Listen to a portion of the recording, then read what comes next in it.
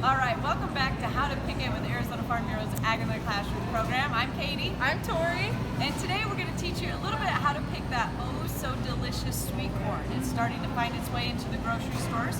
And we all see it in these big, huge bins here, right? And we see people come. I always like to stand back and observe on what's going on. How are people picking corn? You get the random people who just pick up the corn, stick it in the bag.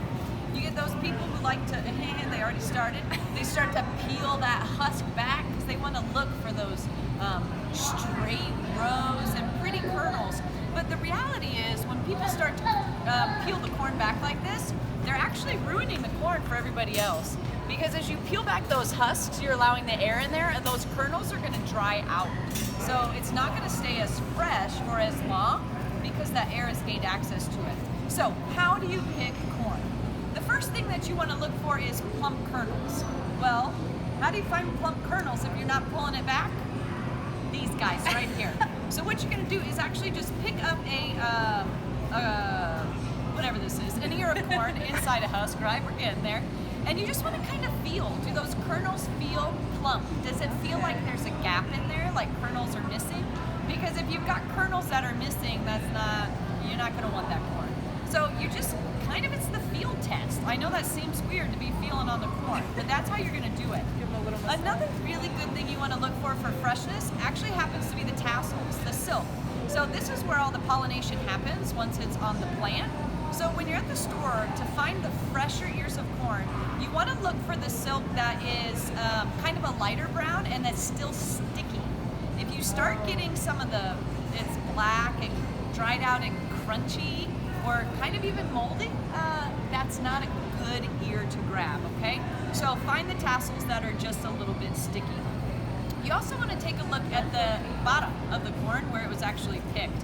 If this is starting to turn brown, this one's not, it's white, it's perfect. But if it's starting to turn a darker brown color, that's also an indication that it's an older ear of corn. So maybe not quite as nice. Now, you're probably wondering once you get your corn home, what you're supposed to do with it. Well, if you're planning on eating your corn that same day within just a couple of hours, you can actually leave it out on the table at room temperature, just out on the kitchen counter. If you're not planning on eating your corn until, I don't know, the barbecue the next day or the day after, right? Or I buy so much corn because I'm cheap when it's 5 cents. I buy it a lot and I want to eat it all week. So if you're not planning on eating your corn that day, what you want to do is actually leave it all closed up in the husk. Go ahead and take that bag from the grocery store. And you just want to wrap your corn up tightly in that plastic bag and put it in your refrigerator. So that way less air is getting to it, but it's staying cold. You can put a couple of ears in there. Just wrap it up, but make sure it's wrapped tight in that husk, and that'll remain good for you for 3 or 4 days in the refrigerator as well. Or maybe like me this last weekend, we got really excited to do a barbecue and then had to change of plans, so we have lots of ears of corn left. One of the things you can do is actually cook your ear of corn, and then you can freeze it. And so then you can bring it out maybe later in the year when sweet corn's not in season. Pretty cool, huh? Yeah, sounds good. I'll use it the next time I go. That's right. So that's it for sweet corn today, but do look for our next video. We're going to teach you some other strategies for how to cook this delicious sweet corn.